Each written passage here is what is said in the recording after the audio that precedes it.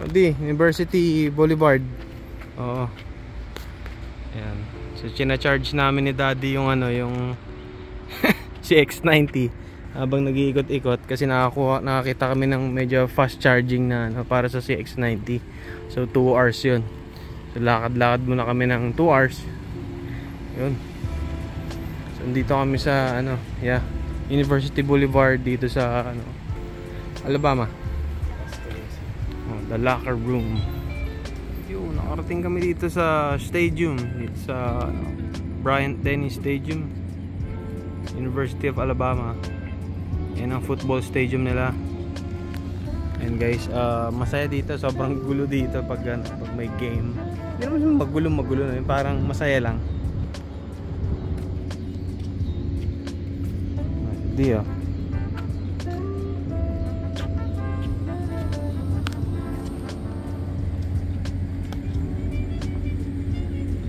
Avenue Pub. Alright. Thank you. Perfect, yeah. Ayun o, di o. Avenue Pub. Burger. Try mo na di. Ayos. Oo. Nagpa-price na muna kasi ako.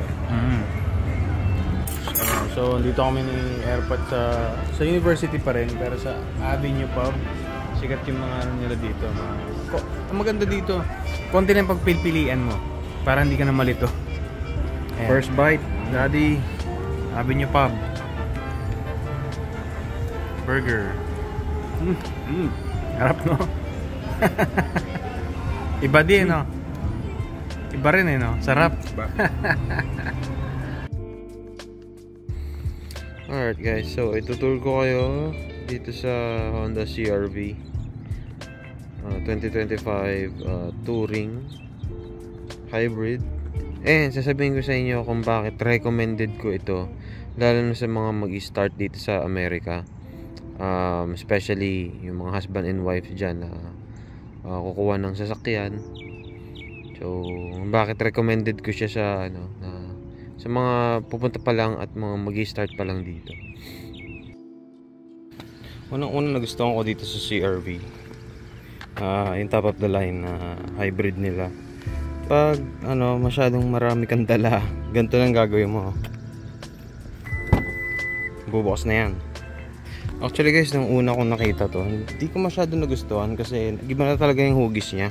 Nagmukha na siyang CX-5 or RAV4.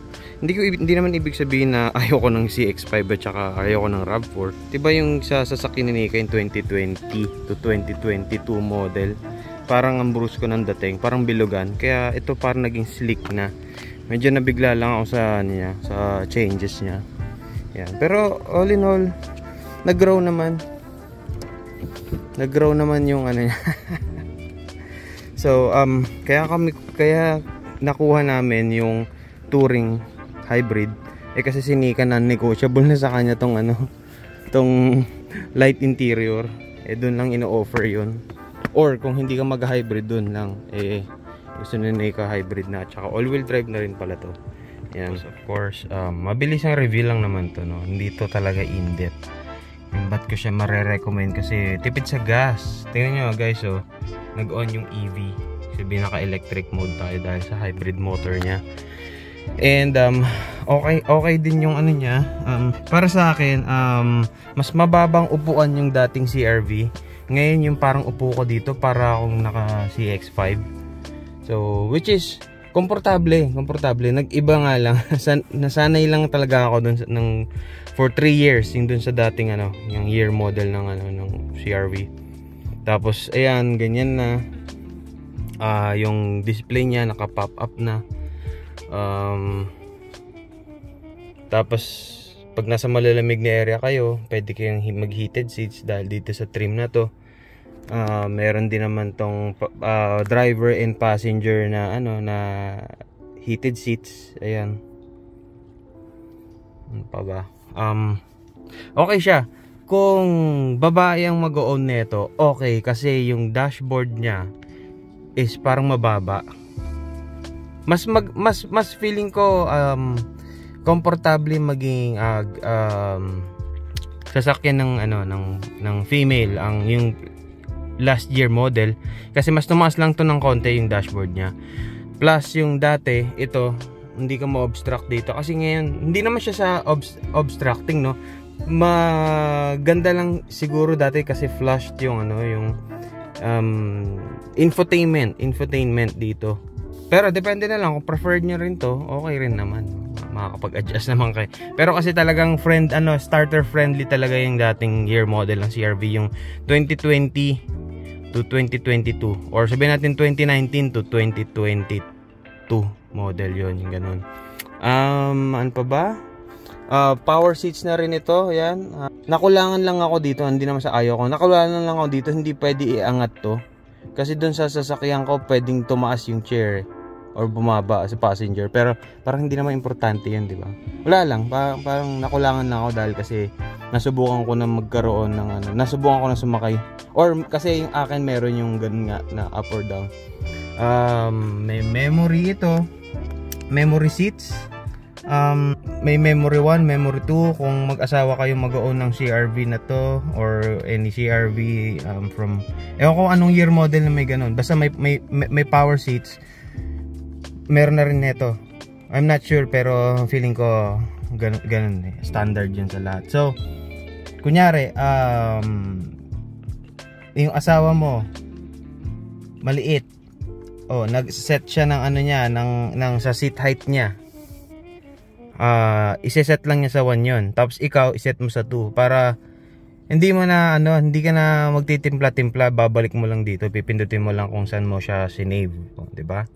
Yan. Tapos ang kagandahan dito sa CR-V, ako kasi yung driver 2, so remote 2. Ang gamit kong key fob is remote 2.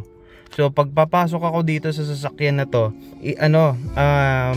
magse-set na siya yung seat ko sa kung anong sinave ko para sa akin. Galing, di ba? Plus, yun nga, matipid siya sa gas. Parang sobrang, minsan na lang kayo magpagas. Depende na lang kung lagi kong bumabiyahe.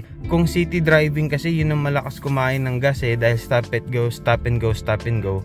So, magbe-benefit kayo sa hybrid kung medyo sa karamihan ng driving nyo is city driving. Wala, may magaulo pa dito guys. Diyan kasi yung tennis racket, yung slinger ko. So nakababa lang yun kasi nagbebenta na kami mga gamit. Yan. So yung dimension niya is parang yung dimension din naman ng dati. Ang yabang mo talaga. Look at my car daw. It's new. Hoy. Sabi ko lang sa kanila na may re-recommend ko yung hybrid car sa mga nag-i-start dito sa US. Alam ko mas pricey siya, pero kasi meron kang tax credit plus tipid sa gas. Pero take note na medyo mas mahal siya sa car insurance. Hindi ko maintindihan kasi ang explanation lang nila dahil doon sa mga fuel saving technology. Mga ganun. So, ayun, mayabang pa rin siya. So, ang swabe ng ride niya. Ako, sabi ko nga kay Nika, hindi ko makuha yung upo ko dito. Kada upo ko parang ina-adjust ko, parang hindi ko talaga makuha. Ikaw, parang adjusted ka na. At home ka na. Oh. Parang yung feel niya, yung sa expander ko dati. Okay. Yung manibela.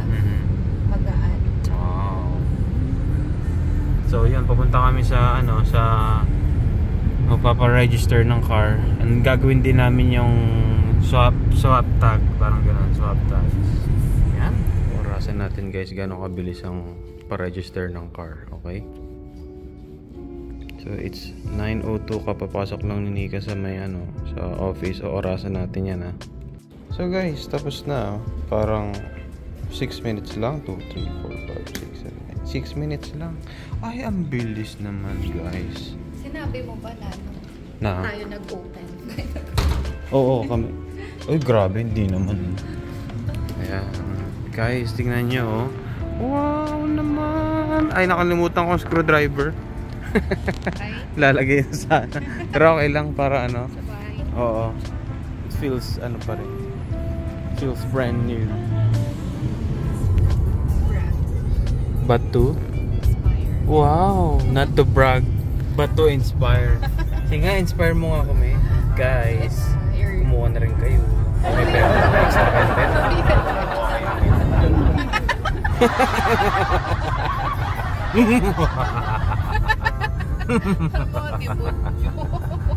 Guys, huwag kayong bibili ng sasakyan kung maubos na din yung pera nyo. Dapat sobrahan nyo. Parang siya, sobra-sobra. Pero magawa sa pera. Social. How to be you po. How to be you po. Ay, sasama ko talaga to. Hi mga manika. Sige nga. Dali. Hi mga manika. Nag-grade na ako. We're on our way. Magde-deliver ng mga biniling stuff. So, yun. Binili sa amin. Oo. Pengen pong barya. Si mama ko, nakarating na dito ma. Ma, nakarating ka na dito sa University of Alabama. Nakita niya sa vlog niya. Napakan ko rin. Oo. Ito yung kuha ko kay ma. Saan? Mas maganda.